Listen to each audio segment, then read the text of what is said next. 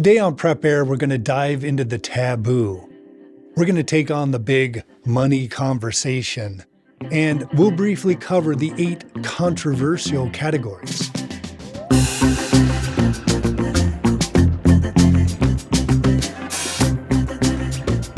It's hard to talk about money, and there isn't much help because in our society, the topic of money is taboo. Too many families suffer because they just don't talk about it.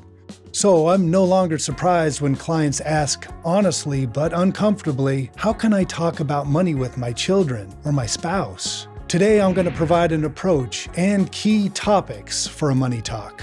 When parents have assets and they want to inform their adult children, often they're nervous because they keep thinking about all the different ways that this can go wrong. Thoughts like, how do I reveal this information without affecting their lives? Should I include their spouse? Do I need to?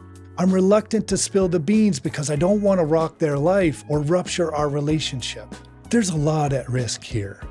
And if you're not practiced in these topics, let alone all the emotional vulnerabilities that go with it, I can see why people stay suspended. This leaves everyone ill-prepared. So I propose a more subtle, indirect way in, which is probably a safer approach, at least to start. What if you could learn how your children and their spouse will react without having to assume and without spilling all those beans up front? It may help to view it more like a negotiation.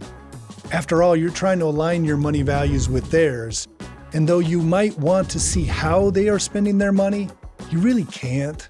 And though you might want to tell them what to do, that won't assure they will listen, let alone comply. But if everyone could be agreeable, this could work just fine. Meanwhile, though, you have concerns and your suspicions. And guess what? They do too about you and your plans. So, let's approach the topic of money in general terms, not your specific money. Fiscalosophy. It's a term coined and an approach conceived by Mitch Anthony, who is a valuable contributor in our industry. This approach will help to reveal one's philosophies about money through backstories, a personal history at how you arrived at your views of money, risk, and investments, which of course all impact your plan. I really like this term and approach because it appears simple, but it covers the spectrum of core money perspectives, and it gives you a tool to have this important money conversation. By discussing your select stories and discovering theirs, you can indirectly but comprehensively convey your important money values and behaviors and seek to understand theirs. There are 8 categories behind Fiscalosophy, only 8 questions. But with each question, consider where you are on the spectrum as I provide extreme examples.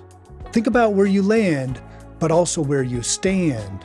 Are you very comfortable with your current situation, or are you very uncomfortable? This way you can tell whether it's important or not. Okay, here goes. Debt.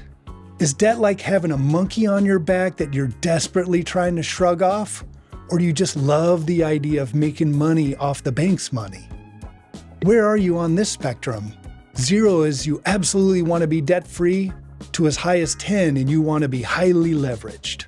Savings. Are you always trying to store up more, like a dragon hoarding coins? Or is savings something that you'll look to do later when life slows down? 0 is always accumulate, 10 is I'll get to it later. Spending. Do you pride yourself on living simply, below your means? Like Henry David Thoreau's Walden, which, by the way, has an excellent chapter about money. Or are you more like a 10, spending freely without worrying about money? Giving.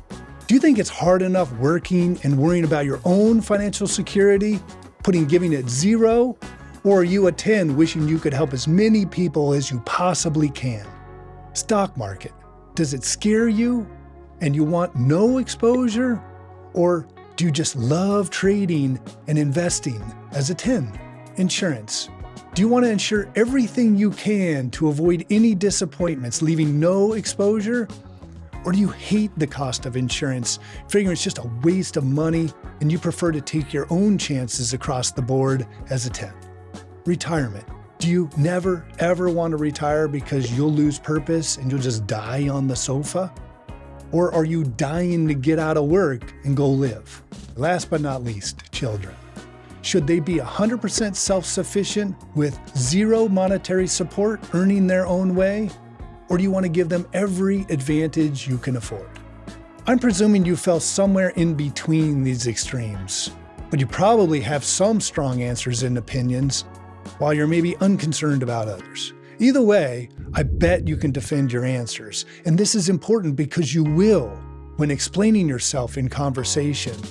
And in exchange, you'll be getting others to share and explain themselves. Use this Fiscalosophy tool. It's free. Here's a link. See where you stand and think of the stories that back up your answers. Share your stories about how you feel about debt and the stock market and savings with others, like your close friends and your partner. This gives you practice for future discussions. It allows you to synthesize and crystallize your personal answers. And along the way, you begin to recognize and convey your own money values. And you can go back and take it again and see how you historically answered. And importantly, you can share this tool with others. Use it to recognize their philosophies and hear their experiences, and collect their answers.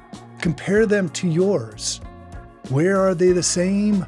Where are they different? And hopefully it will spark some deeper discussions to help align and ultimately anchor you with mutual understanding.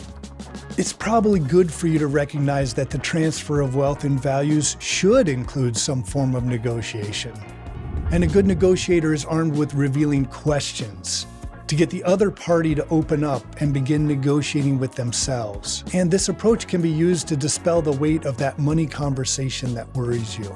Just keep in mind, this is only a start, but it can be a good start. If you find Fiscalosophy is helpful for you, please share this video with others and subscribe to join us as we continue to make our way through more fiscal training. In the meantime, keep building.